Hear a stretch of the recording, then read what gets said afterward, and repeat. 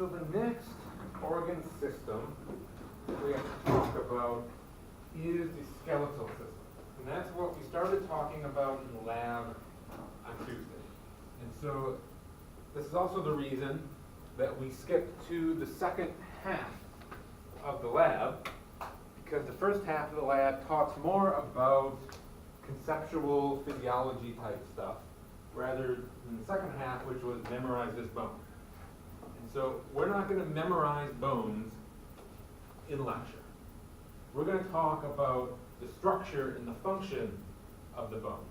And so today when we go to lab, we'll do a little bit of that, but we're going to spend most of our time in lab, again, letting you have time to look at those bones.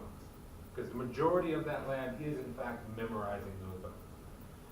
So the skeletal system has a few different functions.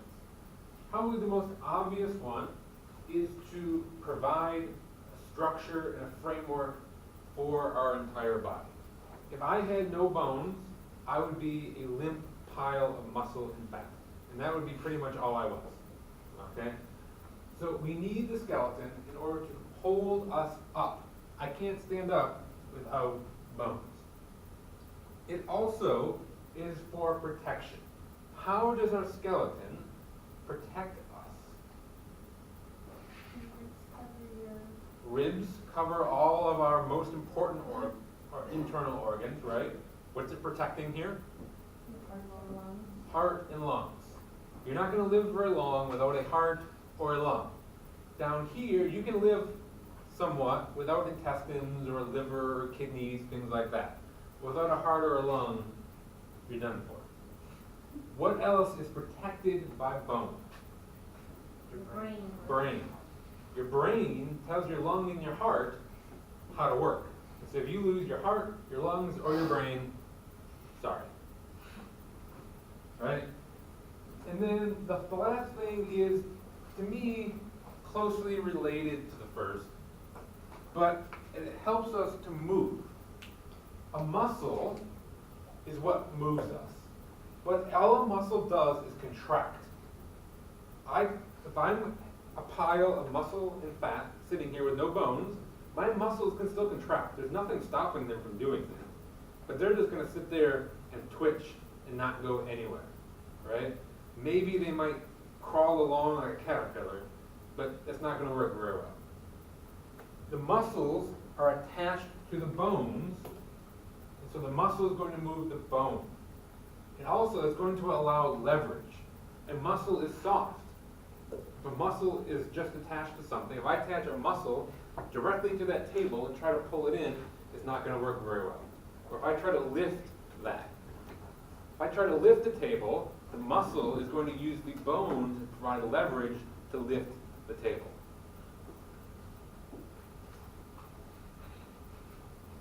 Bones are also very, very important in controlling the levels of minerals in our body.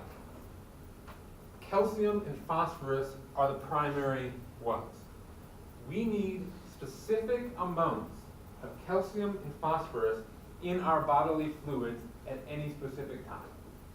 Whether that is our blood, whether it's the extracellular fluid around our cells, or whether it's the intracellular fluid inside of our cells. Those mineral levels need to stay within a tight little range. And so our bones are going to act like banks to store extra minerals. If we have too much, say, calcium in our blood, we can take that calcium out of the blood, put it into the bone. And so now we brought it back down into the normal level.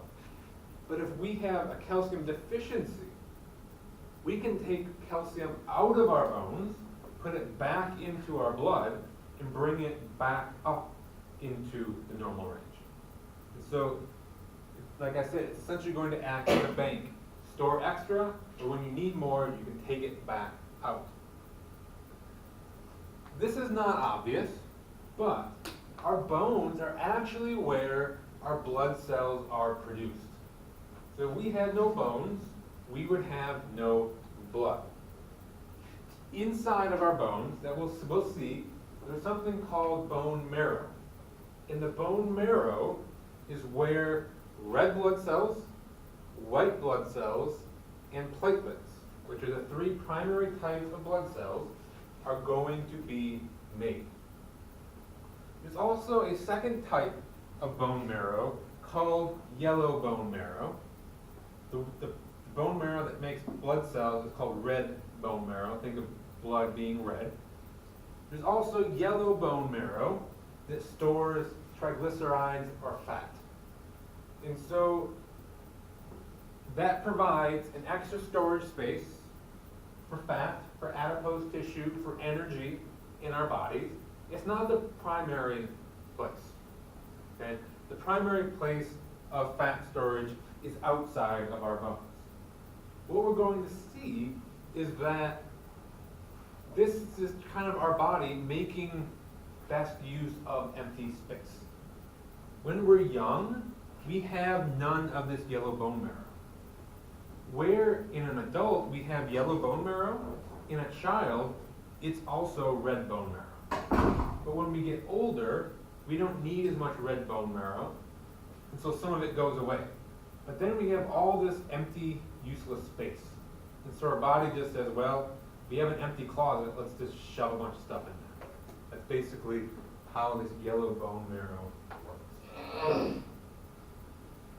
There are a number of different types of bones, and they're going to be named based on primarily their shape. What you think of when you think of a bone is a long bone. If you think of like a dog bone,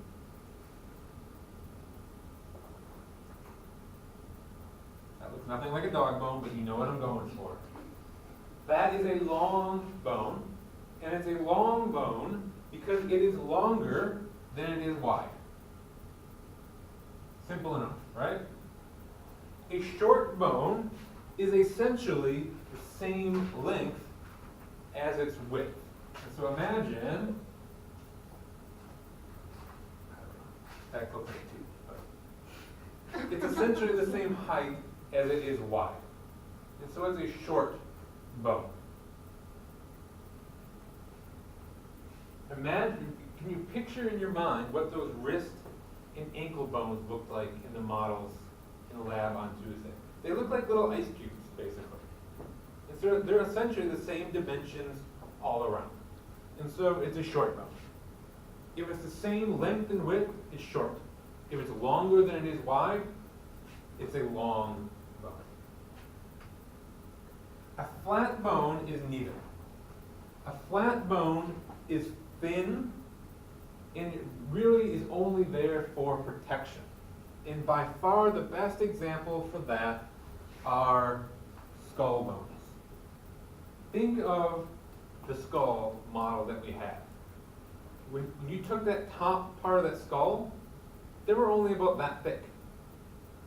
They're that big, some of them. The frontal bone is about that big, but they're only about that thick. So they're not flat like a piece of paper, but they're extremely wide and very short. And so they're flat bones. Irregular bones don't fit into any of these categories. They're just very weirdly shaped. And the best example of that are the vertebrae. Those vertebrae have all kinds of spines and weird shapes to them. They're not long, they're not short, and they're not flat. They are vertebrae. And so their irregular bones are kind of a catch-all. If it doesn't have a normal looking shape to it, it's going to fall into the irregular bones. So because a long bone is what you think of when you think of a bone, we're going to use a long bone to talk about the parts of a bone. So the primary parts, you need to realize that there is the long shaft in the middle, and then there are the two knobs on the ends, right? The long shaft is called a diaphysis, and that is a word you have to know. The long shaft in the middle is a diaphysis. On the end we have the two knobs, and these are called an epiphysis.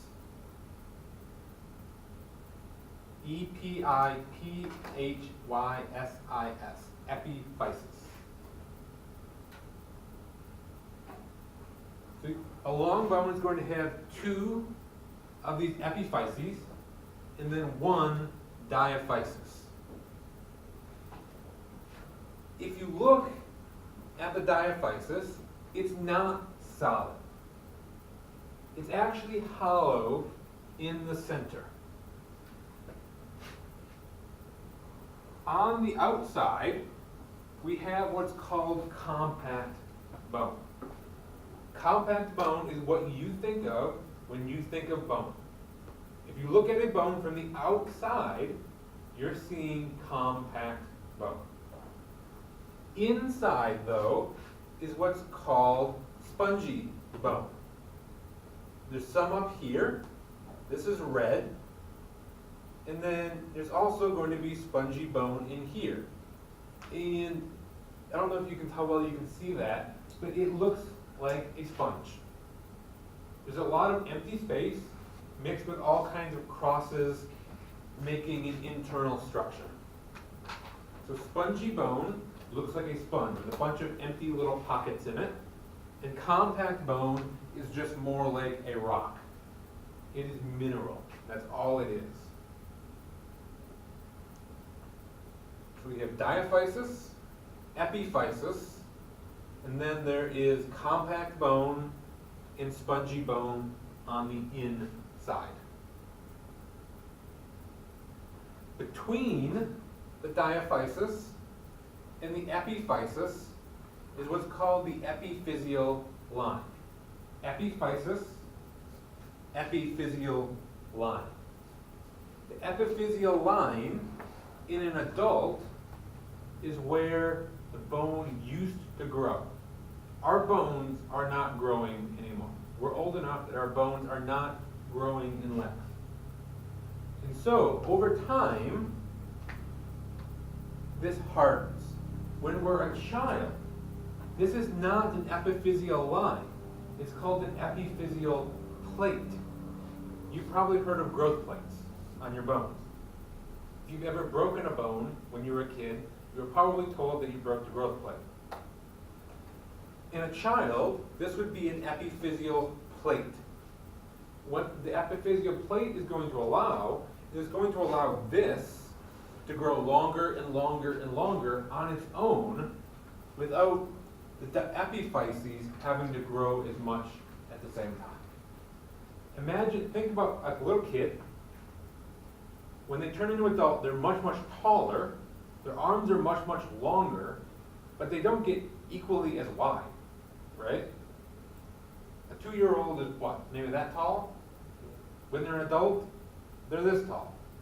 A 2-year-old is not that wide, because an adult is this wide, right? And so you need to get long, much more long than you need to get wide. And so an epiphyseal plate is going to allow this to grow more than the ends of the bone.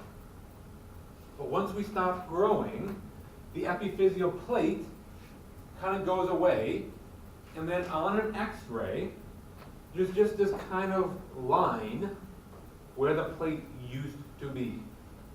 And so now, in an adult, it's just called the epiphyseal line.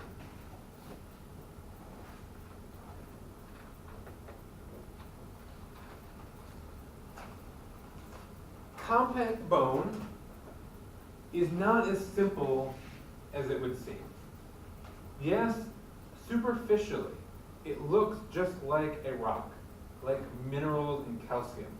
But it is actually a very, very, very complex system.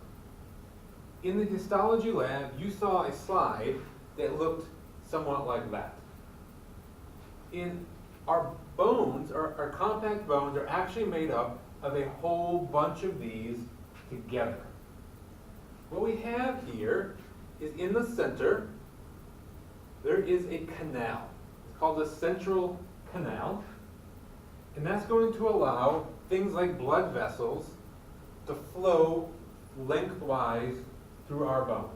So imagine this is a bone that we've cut, okay?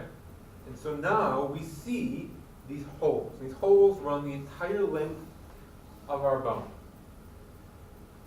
In a circular pattern, around that hole, there are these lines, and then there's also the dots. Do you see the lines and the dots? If you don't see the lines and the dots, we need to fix that now. We have the lines going in circles around the central canal, and then located on the line, kind of periodically around it, we have the dots. The lines are called lamella. L-A-M-E-L-L-A-E.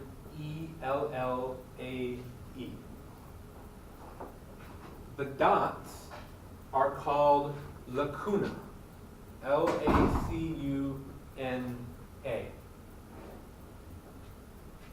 Lacuna are little pockets that our bone cells are going to live in. The bone cells living in that pocket, in that lacuna, are called osteocytes. Osteo meaning bone, and then cyte. And their osteocytes, though, are not the only type of bone cell. What we have is kind of like a stem cell. It's what's called an osteoprogenitor cell. This serves no functional purpose other than to make other bone cells that do have specific purposes. So osteoprogenitor cells, if they need to, when they decide they want to, they can turn themselves into a cell called an osteoblast. And an osteoblast makes bone. That's what they do, and that's all they do. They take calcium out of the blood, and they lay it down and turn it into bone. And so imagine we have one of these osteoblasts, and it's sitting here, right next to the central canal, and none of this bone on the outside is there yet. This is going to grow like a tree. It's going to add rings as it goes. And so you're an osteoblast. Your job is to put down bone. And so you're sitting here, and you put down bone, you put down bone, and you put down bone all around you, and then you realize, I just walled myself in. I can't get out. That's what happens to these osteoblasts. They wall themselves in. They get locked inside their little home, their lacuna, and they spend their entire life in that lacuna. They cannot move, they cannot get out. They're surrounded in 365 degrees in all three dimensions. They're stuck. Once they get stuck, though, they turn themselves into something called the osteocyte. And so what's living in these lacuna are now osteocytes. And osteocytes are capable of both making bone and destroying bone. Our bones are not static. And that means once they're made, they don't just stay there. It's not like you make a rock or a concrete house and you sit it there and it never changes. Our bone is constantly being taken up, chewed up, dissolved, and then put back down. It's called bone remodeling. It allows us to respond to things like fractures. It allows us to respond to things where we need to grow. It allows us to respond to weakening of our bone over time. Think of a cement block house. In our lifetimes, that's probably not going to get that dilapidated. But give it a couple hundred years, and it's going to start to fall apart, right? The same thing happens with our bones. It happens a little bit faster, but so let's say you stop growing at the age of 18, and you never make new bone the rest of your life. By the time you get to be 80, 90, your bones are just going to be dust. I mean, we know older people have weak bones to begin with, and that's even after they have a whole lifetime of taking up weak old bone and putting down new strong bone. And so these osteocytes located in the lacuna are constantly taking the bone around them, dissolving it, and then putting fresh bone down in order to keep the area around them nice and strong. And so it's the duty of all of these osteocytes to maintain the little piece of bone around them. If they all do their job, the bone as a whole is going to stay very strong. There's also a second type of, another type of cell called an osteoclast. An osteoclasts only have one function, and their only function is to dissolve bone. So osteoblasts only put down and create bone. Osteoclasts only destroy bone. Osteocytes can do both. Destroying bone or dissolving bone is called resorption. Meaning again, absorption is taking it up. It was already put down, now we're going to take it back up. And the osteoclasts are going to do that. So we have a central canal with lamella going around. Scattered throughout that are the lacuna with osteocytes. And we get this set of circles, and that set of circles is called an osteon. A bone as a whole is made up as a bunch of osteons. So one set of circles is an osteon. Take a bunch of them, put them together, and you're going to get a bone. Yeah, go ahead. So is spongy bone where like new bone is produced and stuff like that? We'll talk about that. But more or less, yes. So what you can see here is this is compact bone out here where these osteons are. This is the outside of the bone. This bone here is circular. In the center, what you're starting to see here is it fades. It goes from compact bone, and then there's spongy bone. So imagine this compact bone wraps all the way around and reattaches here, and running through the center is the spongy bone. And that center cavity, where that spongy bone is called the medullary cavity. That's where the bone marrow is going to be, in the medullary cavity.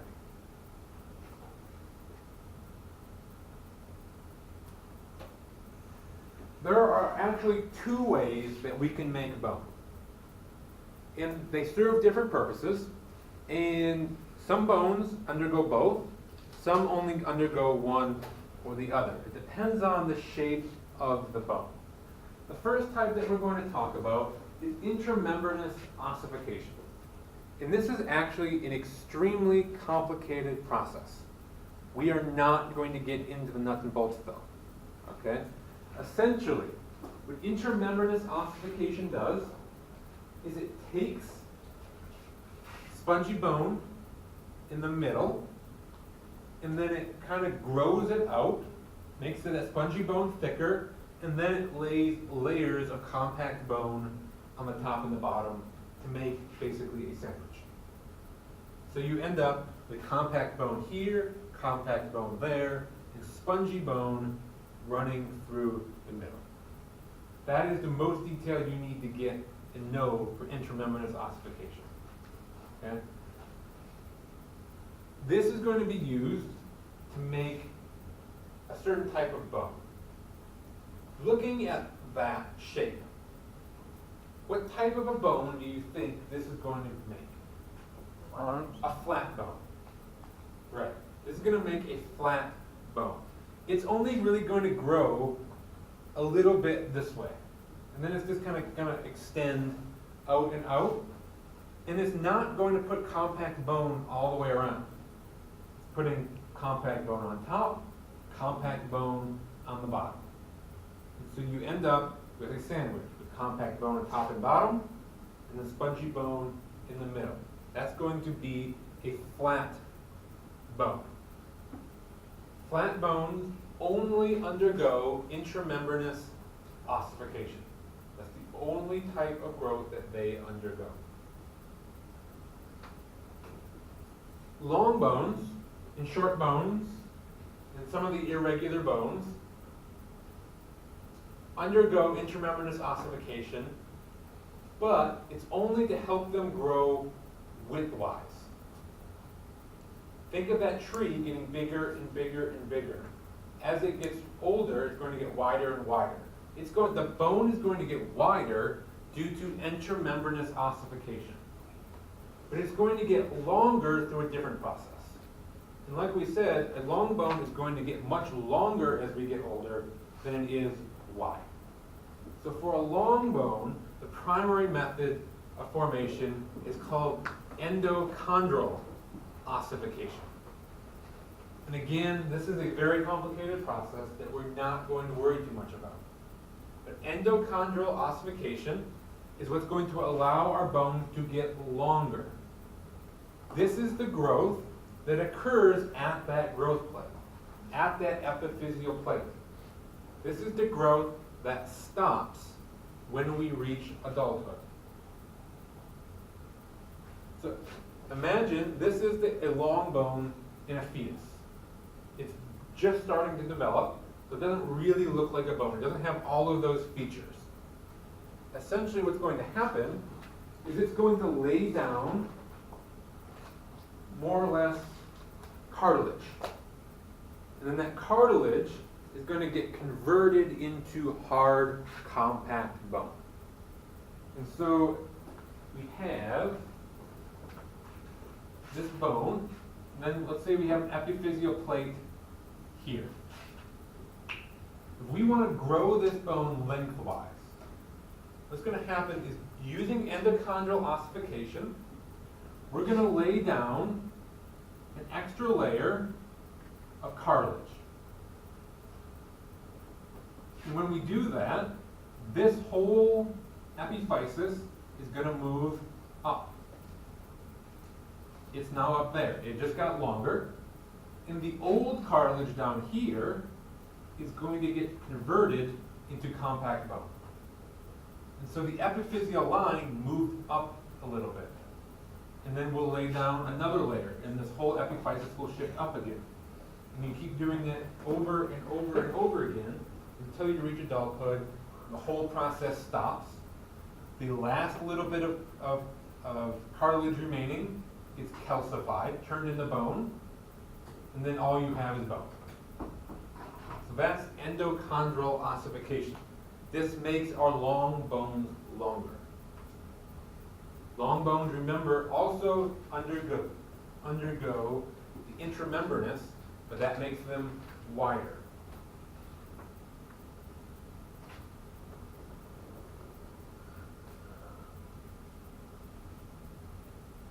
The spongy bone, like I said, superficially looks like a sponge.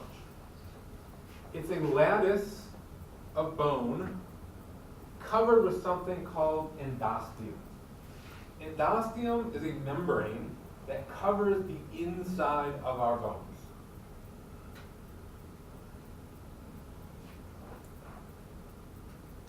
In that spongy matrix, what looks like a sponge, there are going to be little spines or slivers of bone called spicules, and there's going to be plates called trabeculi.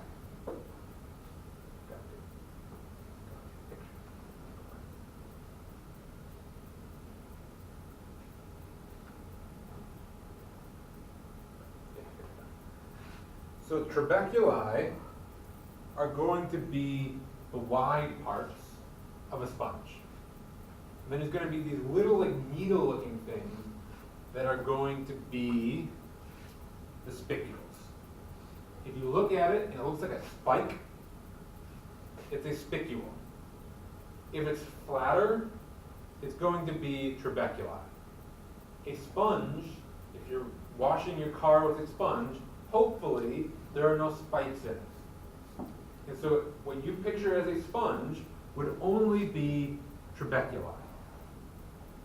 If you took, let's say, needles and stuck it into a sponge, because you had your enemy and you knew they were going to wash their car with the sponge, you stuck needles in their sponge, those would be like the spicules. The little empty spaces in the sponge, which for us will hold water in a sponge, in a bone is filled with bone marrow. In the epiphyses, on the ends, it is red bone marrow. The spongy bone in the diaphysis, the long center part, here, it's going to be filled with yellow bone marrow. Red marrow is only found at the ends of long bones in an adult. The center is only going to be yellow bone marrow. If we have something that comes out, we get really, really sick, we become anemic, our body is actually able to take this yellow bone marrow and convert it back into red bone marrow. So when we're a child, we're growing. We constantly need to make more and more and more blood. Our blood only lives a little while, and so we have to constantly replace what's dying, but if you're growing, you also need to make extra.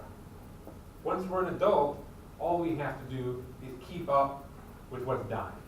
And this, on the ends, can do that. But if we get sick, we become anemic, our body recognizes we need to catch up. We need to make more blood than that normal turnover. And so we can convert the yellow bone marrow back into red bone marrow. In the spongy bone, you're not really going to see those osteons. It's mostly this empty space, and there's certainly no central canals. The osteocytes that are located in that spongy bone are going to be next to the empty spaces. Instead of making the circles, they're just going to kind of line themselves up along the little pockets in the sponge and then make something behind them. So if I'm an osteocyte and I want to make a cavity here, I can just put a bunch of bone behind me. And the osteocyte that's next to me will do the same thing. And the next one will do the same thing. And eventually, we create this big long line of bone, and we kind of curve around and we make a little pocket. If you made osteons, you'd be making circles and you would just fill your pocket in.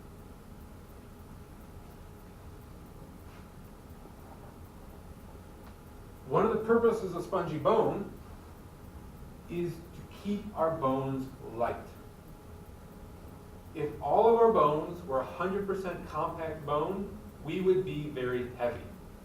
We can't be that heavy though. And so something with that structure of spongy bone is going to be very light, but it's also very strong.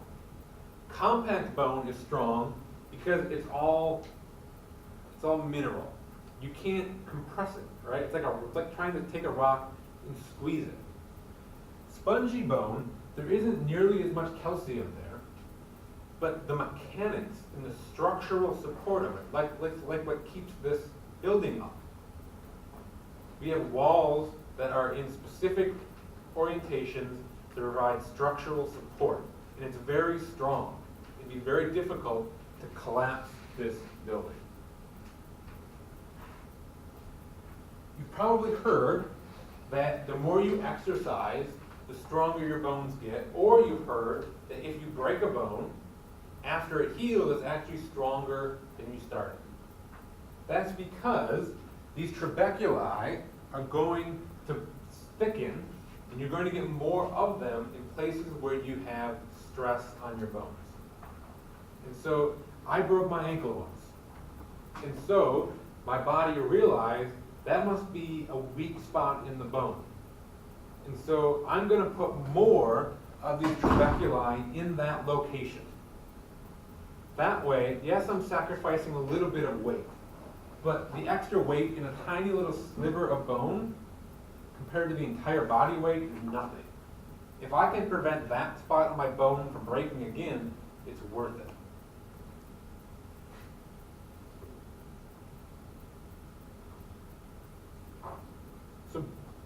like we said, inside of that spongy bone is the bone marrow. And that bone marrow is primarily in long bones, and then it's inside the long bones in the spongy bone in them. Like we said, the red marrow is where blood cells are made. Red marrow is also called myeloid tissue. In this class, you don't have to know that term, but I kept it in there because it's possible you've heard that before. Maybe you took this in high school or something, and they called it that instead of simply red marrow. The red marrow has what's called hemopoietic tissue. Hemopoietic tissue makes blood cells. Hemo is blood. Like we said earlier, in a child, there's a lot of this. It's in almost every single long bone in their body, and it's in not only the epiphyses, but also the diaphyses. In adults, it's not in all of our long bones. Not only does the diaphysis in pretty much all of the bones get converted to yellow, but in some of the bones, like our arms and legs, all of the red marrow goes away. So as we're sitting here and we're making new blood cells in our body, it's only occurring in this part of our body. Has anyone ever known someone that had a bone marrow transplant or had bone marrow taken? Do you know where they took it from? Or Hip. The easy thing to do would say, well, I'm going to take some bone marrow from your arm or your leg. Unfortunately, there's none there. And so they go for the biggest bone that has it that's not your head. I mean, imagine taking a drill and trying to get the bone marrow out, and if they go a little bit too far, you have problems. So they have to go into the hip. Because if they're taking bone marrow out of someone to transplant it into another person, they need a lot of it.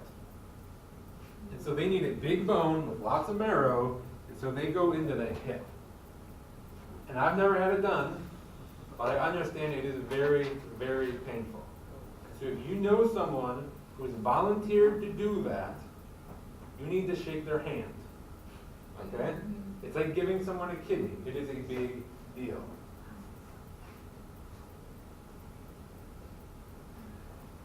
That's the yellow marrow that we talked about. Okay. So part of what controls how fast our bones grow is going to be the blood calcium level. In a child, if we don't have enough calcium, our bones are not going to grow.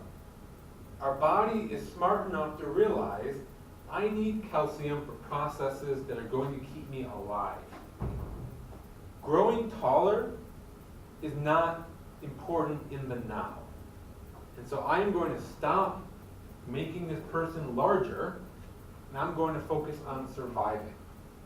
And so those people with low blood calcium are not going to get taller.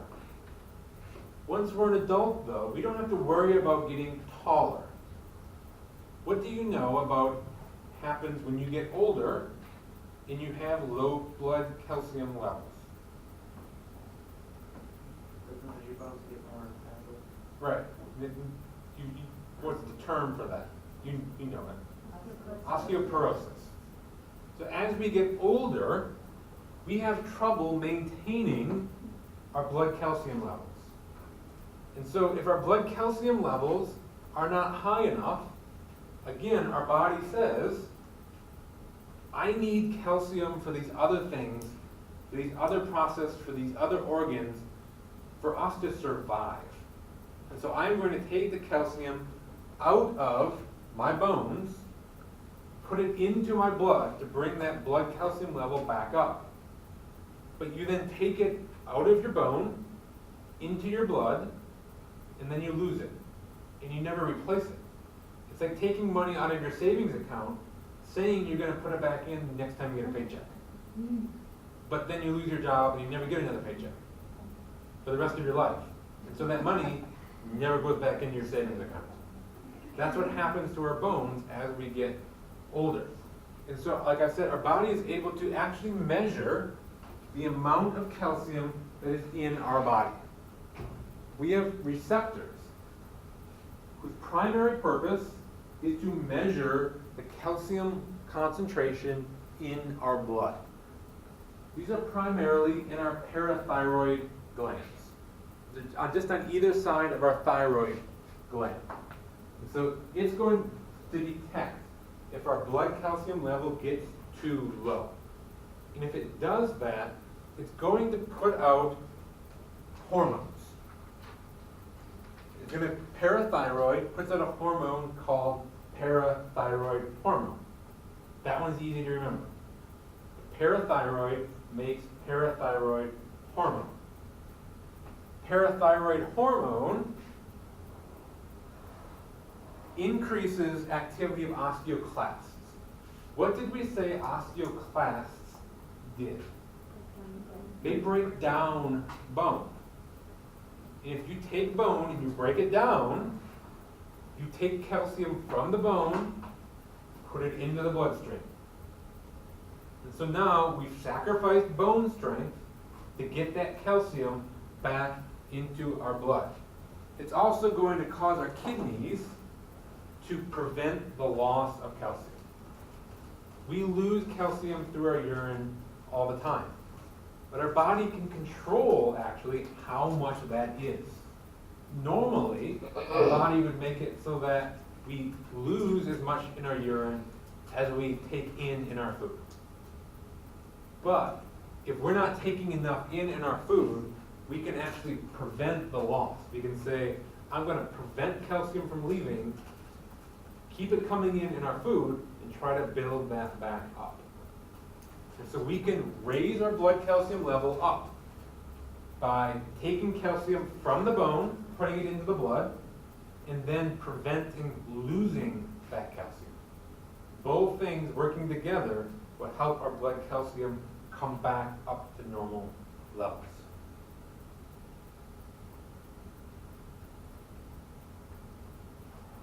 We talked about that. Okay, so that's most of the physiology of the bone. We talked about the shapes of bones. We talked about the mechanisms that we can make bone. We talked about compact versus spongy. We talked about bone marrow. We talked about control of blood calcium levels, right? So the next thing we talk about are more anatomical things. I think this is probably a good natural place for a break. Let's just come back at 7 o'clock on that clock.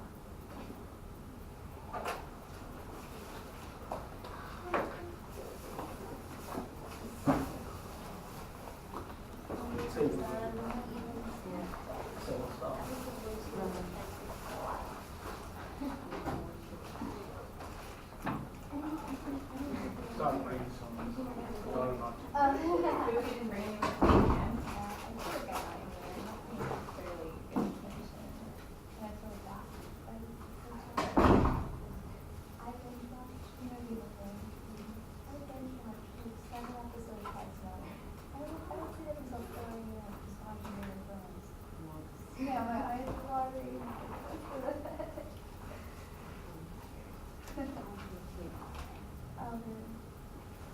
When's your first class?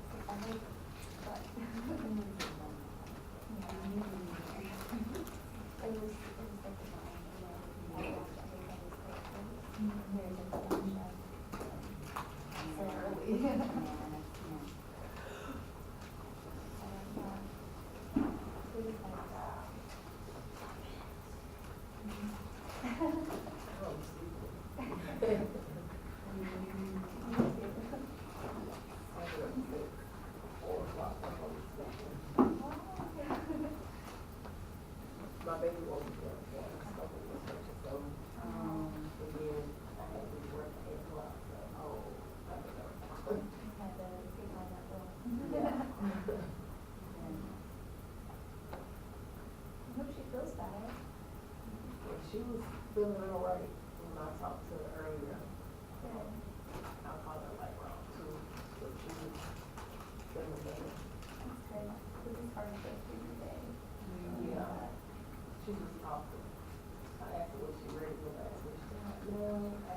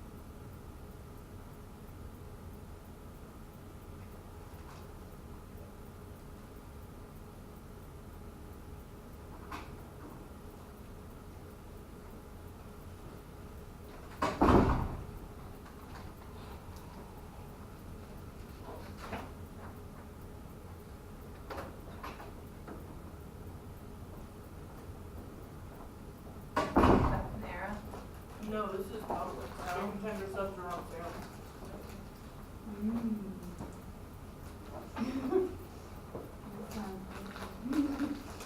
Too bad it's all the same. Yeah. I can call him.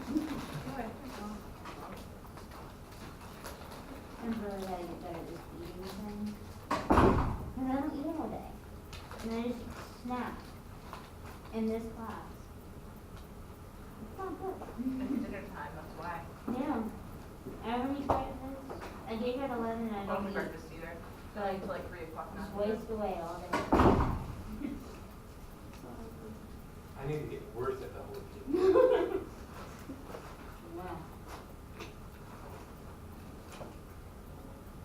That's not it all done.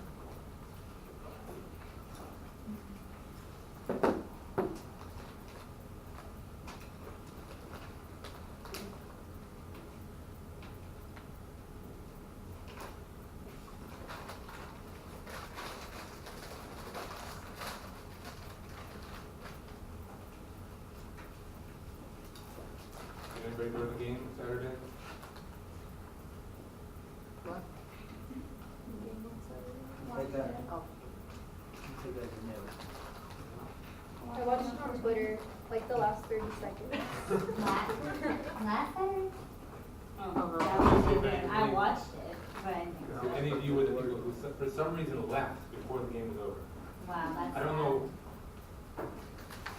It's Is not that like what it was they're clear who was going to win and then somebody came back. It Yeah. was clear it was going to come down to the end. And probably at least a quarter of the stadium had left by That's the sad. end of the game. That's crazy. That's a lot of games though. And I Even guarantee- I've gone to some away games, and it's the same thing, but I'm not a Florida fan, but they leave early.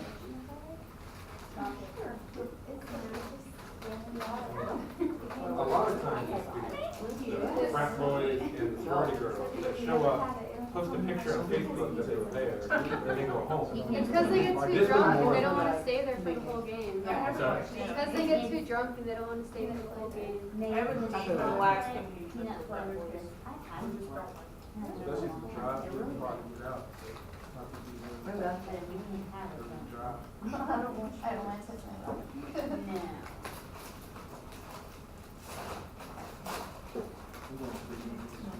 We're going to the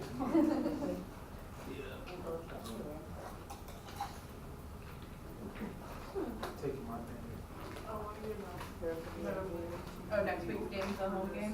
What's up for the state? Don't bother the people around you, doesn't bother me. Because I have to go to work tonight, from like 10 to like 5 in the morning, so. Technically, we're not supposed to have, So they turn up. technically, we're not supposed to have food in here, but because it's dinner time, I don't have it. I actually had a class once that literally ordered pizza into class. In the black light game room. That's really. Yeah. I was at work watching.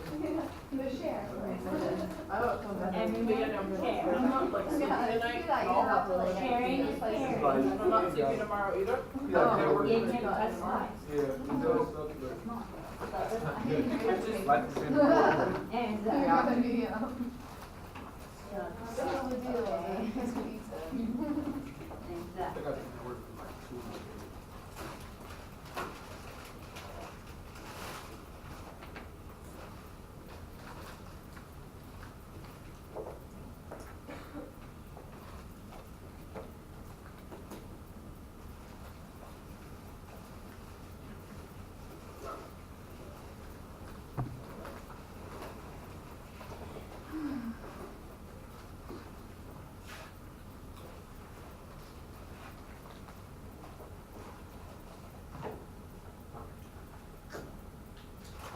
So we talked about in lab on Tuesday, 2 different parts of the skeleton. We had the axial skeleton, which is the skull, the ribs, and the spine. And do you remember what we call the other part, the white part in this picture? Appendicular. Right. And so we have the axial skeleton and the appendicular. Appendicular appendage. And so arms, hands, and then legs and feet. Each part has a whole bunch of bones. This table is a table that you are required to know per both the learning objectives and the final exam study guide. You need to know these bones and how many there are. For a lot of them, it's obvious. Like, how many femurs do you have? You don't have to memorize that you have 2 femurs.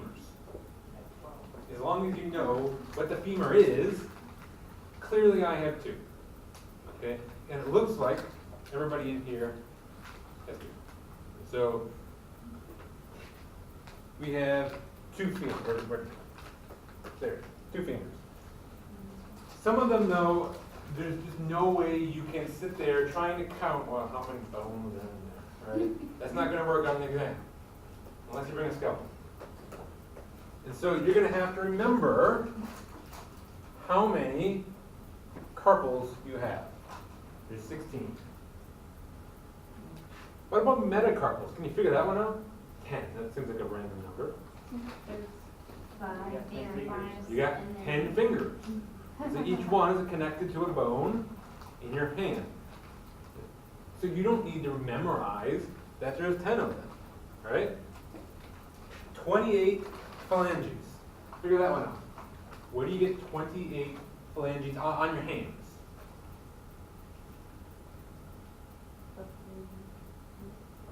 Three each.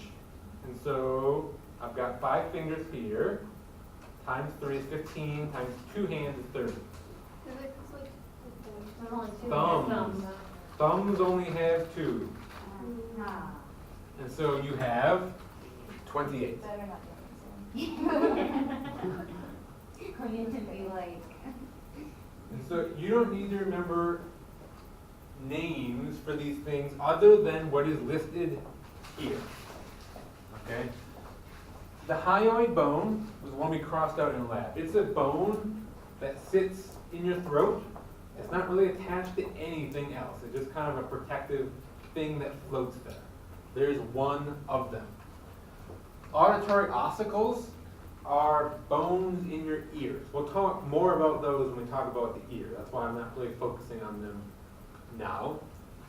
You have 26 vertebrae. We have one sternum, 24 ribs. So just make sure you know all of those numbers. You also need to know, for the vertebrae, how many of them are cervical, how many are thoracic, how many are lumbar. 7 cervical, 12 thoracic, 5 lumbar. Those are numbers that you have to know for lecture. No, you don't need to know that there are 5 views here.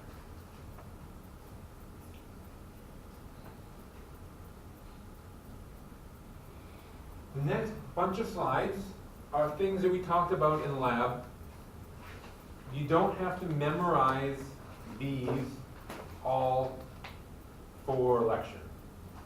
The ones that we talked about in lab, you need to be able to talk about in lecture as well.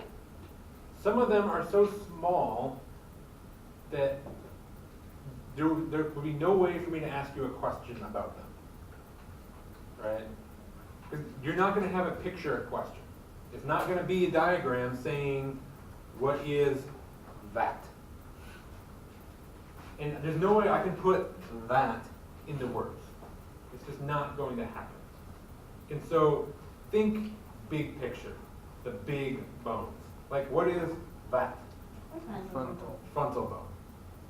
What's the back of your head? Occipital. Think things like that. Radius, ulna, femur, humerus, things like that. Those are easily to put into multiple choice questions. But some of the little things would be much more difficult. So I am going to skip through all of these. I have, it says no names in numbers. That refers back to that table. And so if it was on that table, I think it's probably fair game to say you should be familiar with where that is in a person. Okay, so that is the end of the skeletal part of the lecture. The next is joints. When you think of a joint, keeping in mind that we're in Florida, not in Colorado, what do you think of?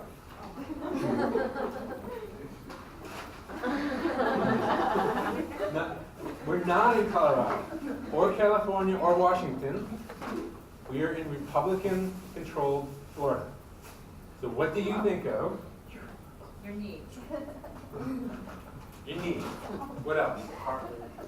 Cartilage. What would you say is an example of a joint? Knee, elbow, hip, wrist, fingers, things like that, right? Those are all actually examples of a specific type of joint. There are a lot of different types of joints that you would not think of as joints, but they are, okay? By definition, a joint, which is also called articulation, is simply where two bones come in contact with each other, where cartilage meets bone, or between a tooth and a bone. It does not have to be movable. A joint does not have to be movable. How that joint is structured is going to determine how movable it is and how strong it is. And we're going to see a lot of different types of joints. They are not all like these types of joints.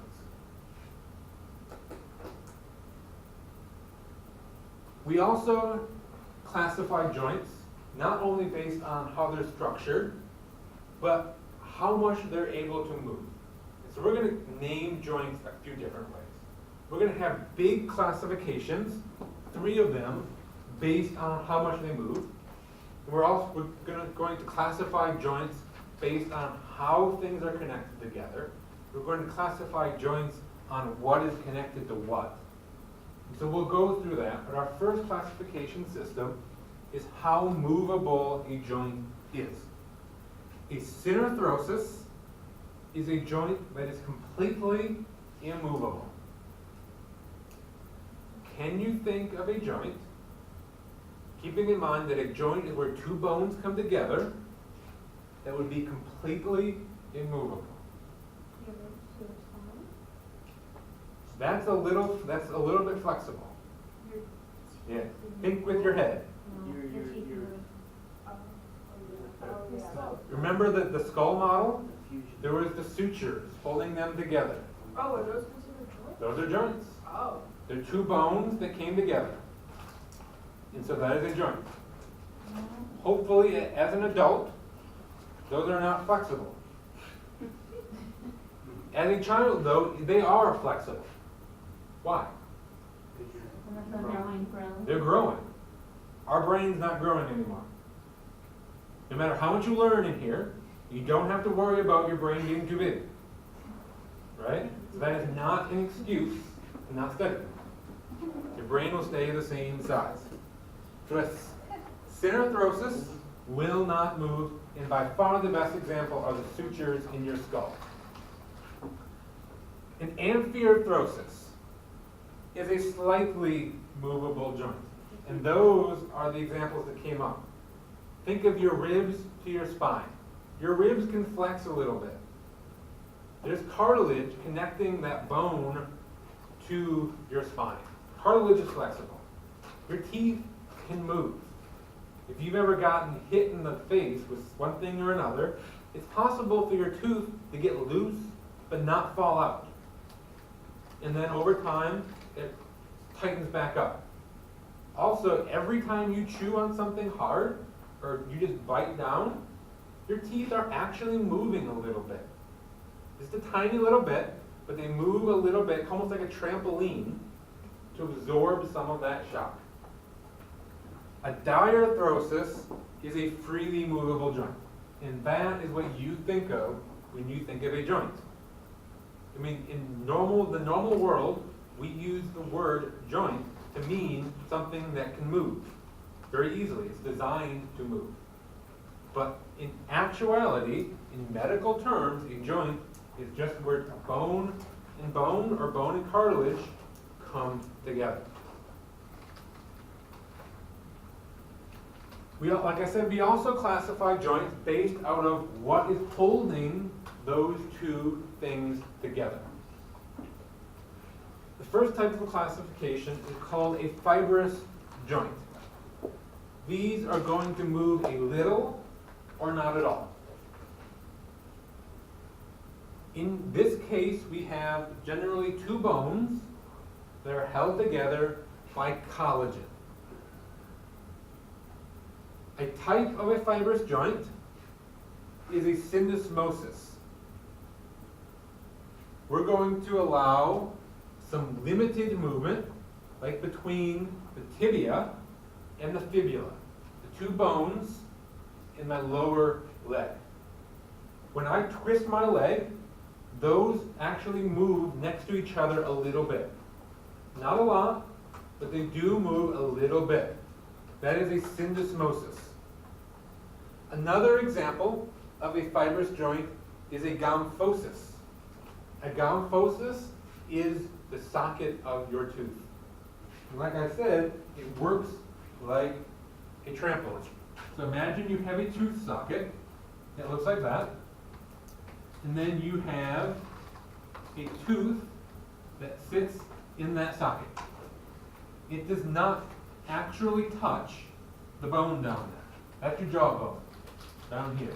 The tooth does not touch that directly. What you have is you have basically cartilage springs that hold it in place. And so when you bite, this can actually push down a little bit and then spring back up. And so if you get whacked in the face by something, maybe you'll break half of them. And so your tooth starts wiggling, but then these will repair and you're right back to where you started. It's also why if you have a tooth knocked out, they can just plop it back in and wait, and these will all grow back. Because it's not actually connected. All you have are these collagen fibers holding it in place. If you stick that tooth back in and artificially hold it in place for a little while, these will grow back. You take whatever's holding that tooth in place away, it's good as new. So if you get a tooth knocked out, they say put it in ice, go to the hospital. Nobody plays hockey? Water. I play street hockey and floor hockey, not ice hockey. Yes, if you live up north, there are multiple types of hockey.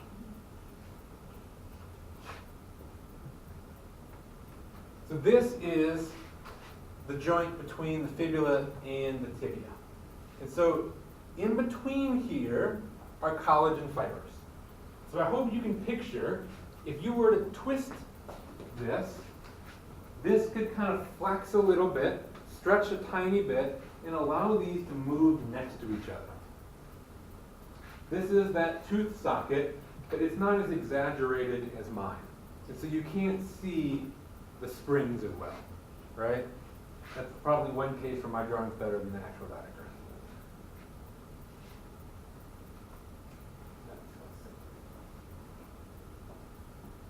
So we have fibrous joints. What holds together a fibrous joint? Collagen. A fibrous joint is held together by collagen. The next type are cartilaginous joints, and these are easier to remember because cartilaginous joints are held together by cartilage. Why didn't they call the other one a colonel? Wow, maybe that's why they didn't call it. Collagenous? Colonelogous joint. So in a cartilaginous joint, we have two bones that are connected together by cartilage, and there are two types of these. There is something called a synchondrosis and a symphysis. A synchondrosis is completely immovable. And the best example is that epiphyseal plate in a growing bone. Imagine that bone. We have an epiphysis up here, we have an epiphysis down here, and then there's a diaphysis between them. When they're growing, these are actually three separate bones, separated by an epiphyseal plate here and there. And so we have a bone connected to a bone, connected to a bone. And so that must be a joint. It's holding two bones together. And so that is an example of a synchondrosis. A symphysis is held together by cartilage, but it is slightly flexible. Okay? The best example you're going to think of as a slightly flexible joint like that is the intervertebral joint. All of those vertebrae on my spine are held together by intervertebral joints. There's cartilage between them. But my spine needs to flex a little bit. Not a lot, but a little bit. And so that is a symphysis. The other example is the pubic symphysis. And I want you to find that when we go over the lab. Look at the pelvic bone, and remember there's two sides to it. Where it comes together in the front, there's a little line of clear cartilage. The little line of clear cartilage that holds those two together. That is the pubic symphysis. Pubic because it's the pubic bones fused together, and symphysis because it's a symphysis. there's the epiphyseal plates and the pubic symphysis. Why do you think that one is designed to not flex at all, and that one is designed to flex? Right. Because with the bottom one, like childbirth, if you're giving birth. Childbirth? You both have to be able to move. Yes. A man's pubic symphysis flexes also. Can you think of a reason why in everyday life? He's giving birth. No, he's not giving birth.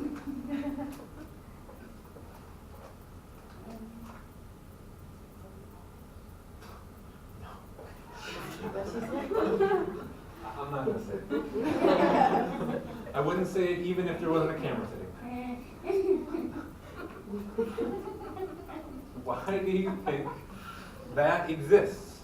Why is that not fused in a non-movable joint, or why is it just not there at all?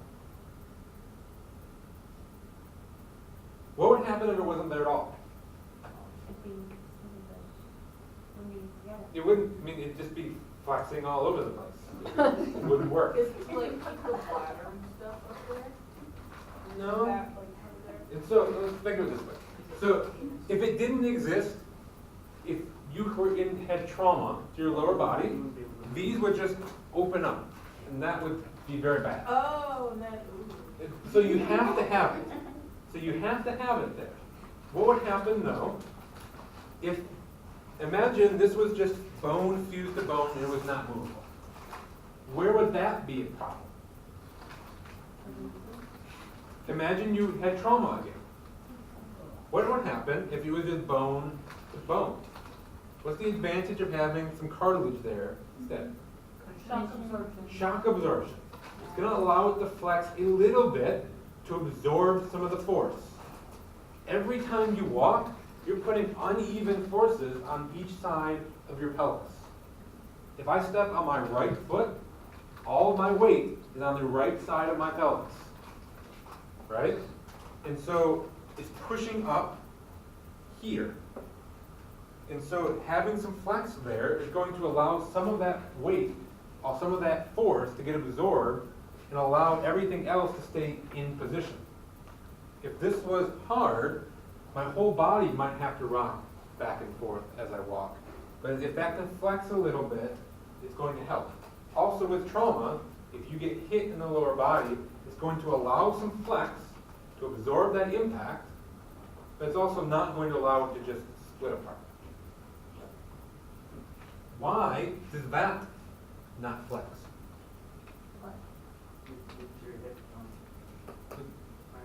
This is, we're talking about the epiphyseal plate as a whole, in all of them in our body. Our arm, leg, fingers, any long bone is going to have an epiphyseal plate.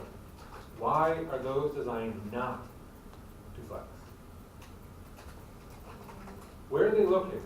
At the top of the structure. In the socket? Where would you, what is different about the location of these versus the location of that? What is the purpose of that? Shock absorption, support. I'm gonna go back. You're right. You said exactly what I just taught you. Let me reword that.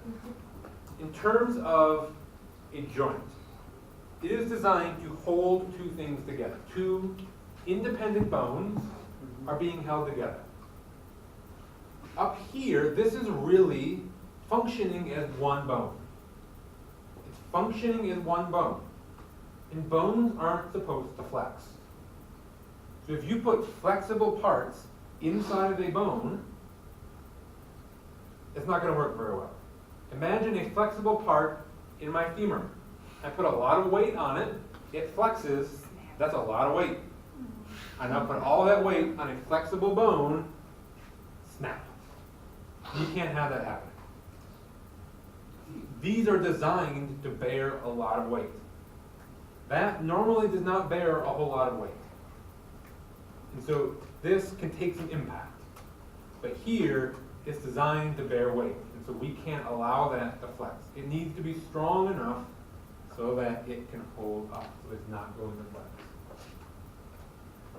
A synovial joint is that diarthrosis. A synovial joint is what you think of when you think of a joint. These are more complicated though, because they're movable. They move very easily and they move very well. It's a lot more difficult to make something that works, something that can actually move, than to just glue something together, right? And so synovial joints are going to be a little more complicated. A synovial joint is defined as a joint that has a gap between the two bones. That gap is called a synovial cavity or a joint cavity. Because there's a gap between the bones, that's going to allow those two bones to move next to each other. They do not move on each other, they move next to each other. There's going to be a little gap between them. Imagine I have one bone like that, and I have another one down here. There's a gap between them. That is the synovial cavity. The synovial cavity, on the top and the bottom, have bone. But in a synovial cavity, we have something called synovial fluid. It's lubrication for the joint. What's going to happen if I put lubrication in a joint that looks like that? Where are they going to go? In the middle. Well, Go everywhere. it's going to go everywhere. It's just going to spill out the sides. So we need something to hold that fluid in place. And so we get this articular capsule made up of the synovial membrane. And so this is what it's actually made of is the synovial membrane. It's not bone, it's not collagen, it's not cartilage, it's just a thin little membrane. This whole thing, top, bottom, and sides, is the articular capsule. What holds that fluid in is the articular capsule. Some joints, like our fingers, are going to move a lot. And it's a more complicated movement than something like my elbow. Because in my hand, there's all kinds of ligaments, and there is blood vessels and all kinds of stuff in there. So take your hand, and we'll do whatever you have to do so that you can see these ligaments here. You see them running along the back of your hand, right? Now, what happens when you move your hand? Can you see them moving? What happens if you have, in life, in general, if you have two things that constantly rub together? What's going to happen? Friction. And what's going to happen with long-term friction? Wear and tear. In a person, that's going to cause pain. We can't have that.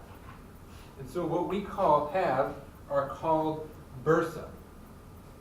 Bursa are like these little articular capsules filled with synovial fluid, but they wrap around those tendons and ligaments.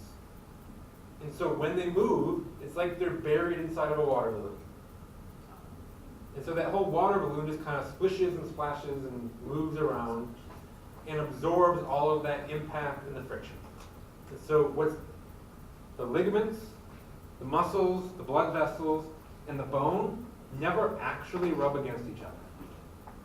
So that is the bursa.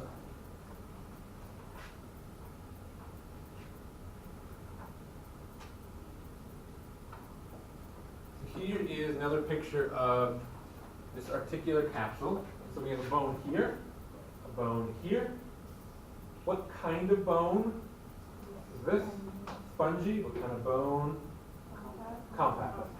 Yeah. And so we have two bones coming together, but there is a gap. We have synovial membrane forming the sides here, and then we have synovial fluid in here.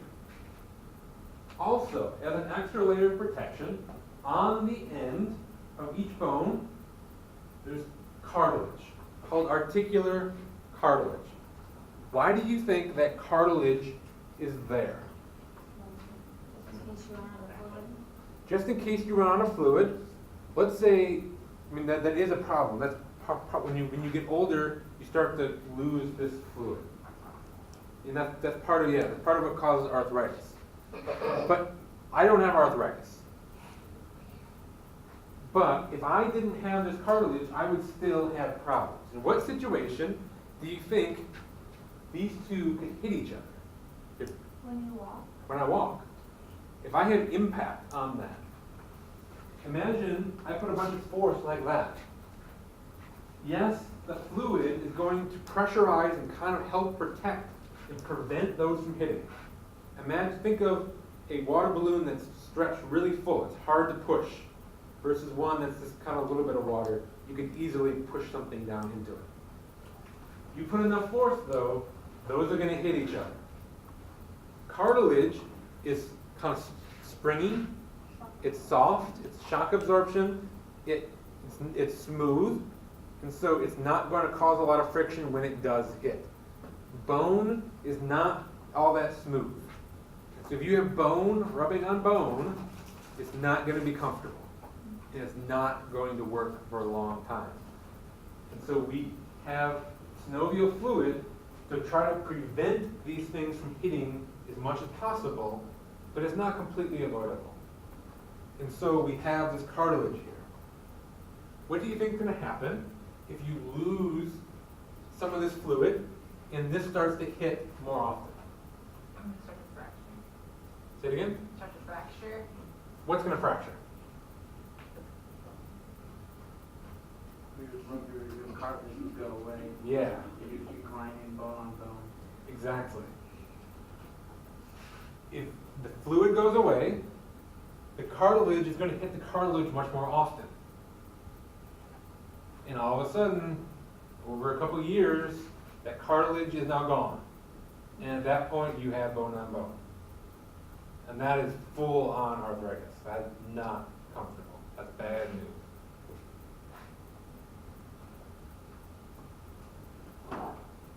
Synovial joints don't just look like that, though.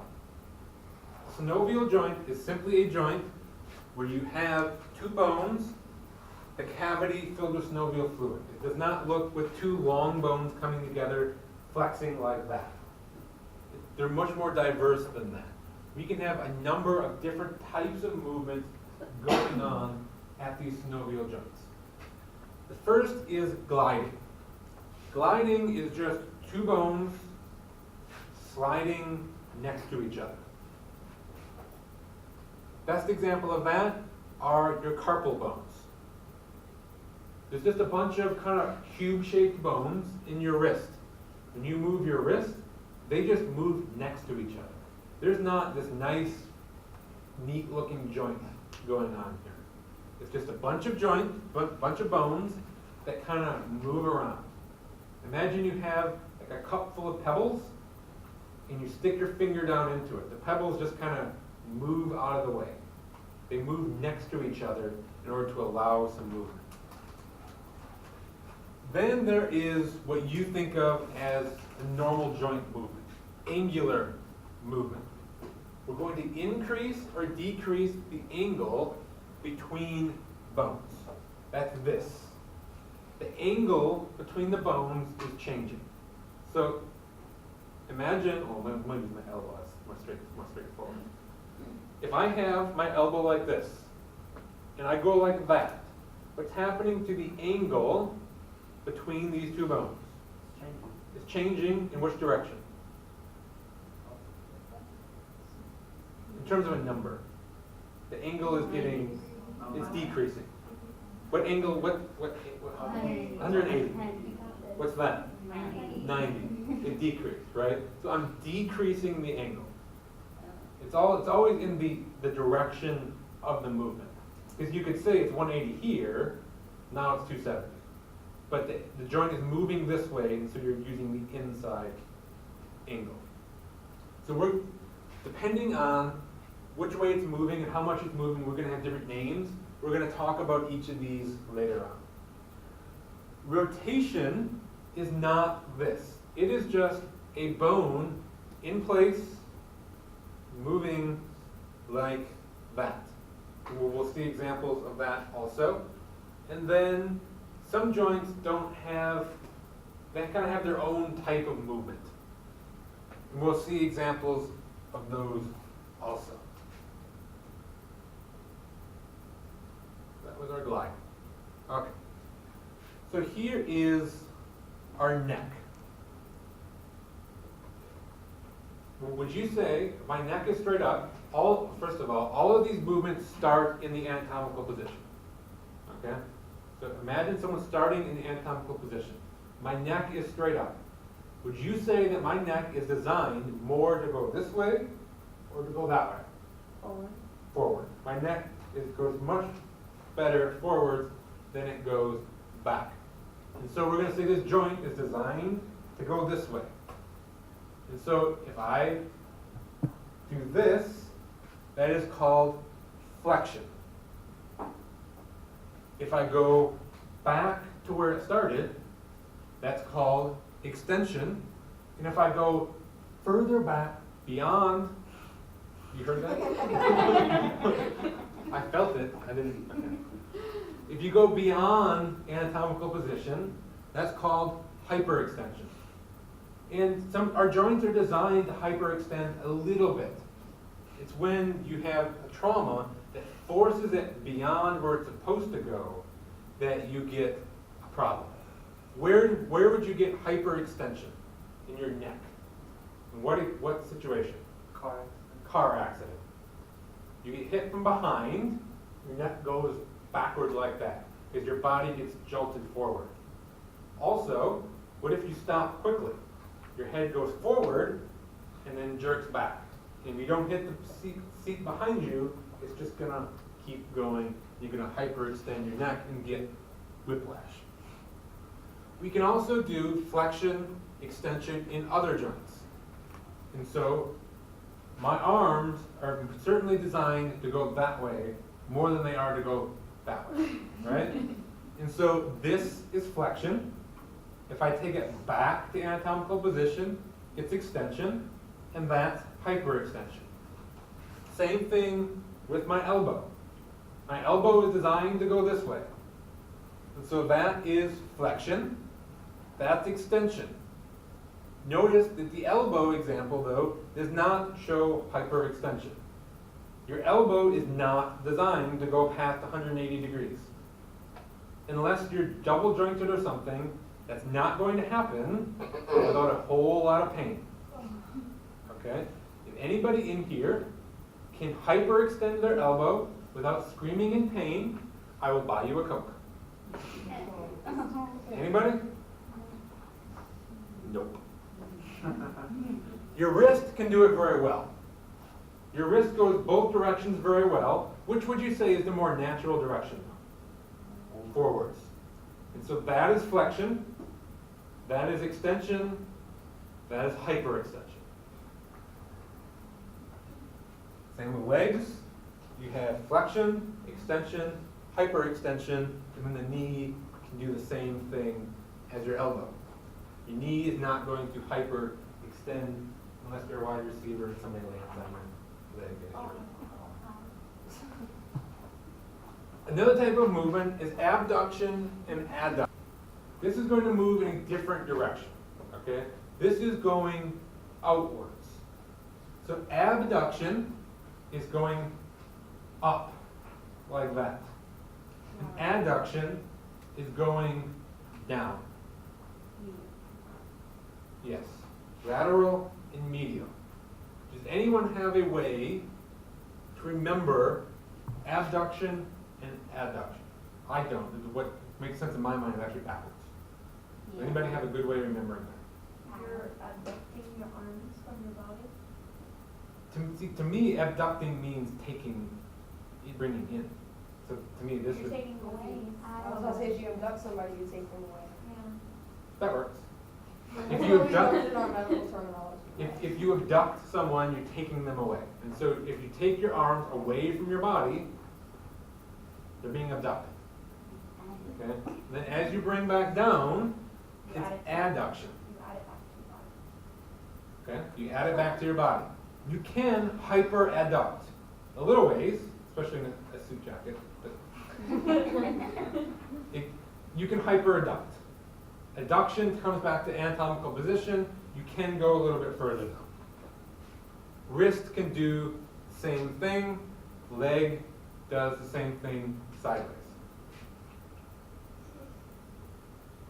Circumduction is going to be a rotation. So one end is going to stay in one place. The other end is going to do circles. You see how one end of my arm is going in circles and the other one staying in place. A leg can do the same thing. Finger cannot. This kind of can, these can't. You see that? Is anybody that can do that with that? I guess I'll give you a coat too. If you can make the outer parts of your finger circumduct. Is that a special movement? Yes. Circumvention. Yeah. Rotation is just going to be a side-to-side thing. There are only a few joints that can do that. Your neck can do it. Your neck can do a lot of things. I mean, you can move your neck in all different directions. You can also do this with your shoulder, right? It's just a rotation. If you go out, it's a lateral rotation. If you bring it back in, it's a medial rotation. Your jaw can only move, actually it can move a couple different ways. It's designed primarily to go up and down. And so if you open your mouth, does she make you want to yawn? Mm-hmm. Yeah. If you open your mouth, that's called depression. It's going down. Depression. When you bring it back up, it's elevation. You can also jut your jaw out, or you can put your whole head out. In either case, if you're putting something forwards, it's called protraction. When you bring it back, it's retraction. If you take your ankle and you tilt it sideways to the outside, that's going to be, okay. Good catch. I was confused there for a second. It is the same foot. If you go to the outside, towards the pinky toe, it's eversion. If you go inwards, towards the big toe, it is inversion. So inward is inversion. Outward is eversion. If you stand up on your tiptoes, that's going to be plantar flexion. If you bring your foot up, dorsiflexion. Where would you do that? Dorsiflexion. Okay, I trust you. Every time you step, right? When you step, you're going to pick your foot up a little bit. Supination and pronation is this. And I don't know if this is a common thing or if he actually made it up, but I had a student that said, remembered it because you hold a cup of soup like that. So if your palms are facing forwards or up, that is supination. Go like that, it's pronation. When he said that, I said we should ought to open a restaurant called Supination. He didn't like that. Opposition is going to be like Boy Scout salute. Is that the Girl Scout salute? Any Girl Scouts? That one. Is that the same thing as Girl Scout? Boy Scouts is that. Isn't that the Hunger Games? Yeah, those are the Hunger That's that. But if you take your thumb and go like that, that's opposition. That's what separates us from the bunnies and the cats and the dogs and all that stuff, right? We can do this, they can't. So go home and laugh at your dog. He can't do this. But he doesn't need it because you open his food for him. My friend got a cat, video of her cat eating, like he's like feeding himself. There are a number of different types of synovial joints. Each of them is going to work slightly differently. I'm going to put them up. That's the last thing I was going to say. I'm going to put them up there. You do not have to know specific examples of each type. Okay? But I think it's interesting, and I suggest that you guys go through and look at these, and they show you examples of them, and picture how they work. They work very, very differently. Some of them work just like you would expect, with two things fitting together and rotating. Other of them sit next to each other and rotate. You have different shapes fitting together. They're going to allow different movement directions. So just when you get a chance, sometime, maybe even after the semester is done, let's take a look at that. To me, that's interesting. We're going to take our break. We'll start labs at 8 o'clock. If you want to, I'm going to go over there, unlock it. If you want to start looking at models, that'd be a great idea. You got a lot of bones to memorize.